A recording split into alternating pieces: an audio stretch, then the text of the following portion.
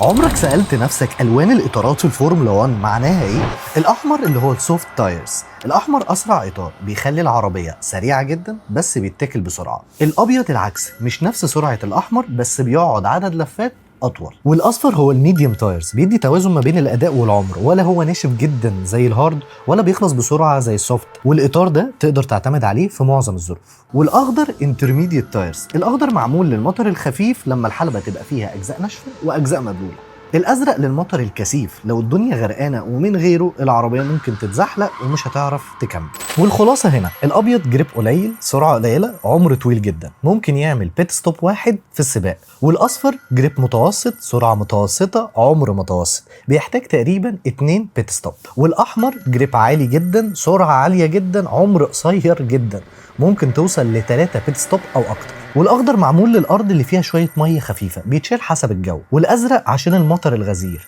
جريب ممتاز على الميه لكن سرعته اقل، بيتشال اول ما الجو ينشف، يعني بيت ستوب اجباري. ودي من اكتر الحاجات اللي الفرق بتتنافس عليها في الفورمولا 1. اختيار الاطار الصح في اللحظه الصح هو اللي بيقلب نتيجه السباق. اكتبوا لي بقى في الكومنتس لو عايزين تعرفوا معلومات اكتر عن الفورمولا 1.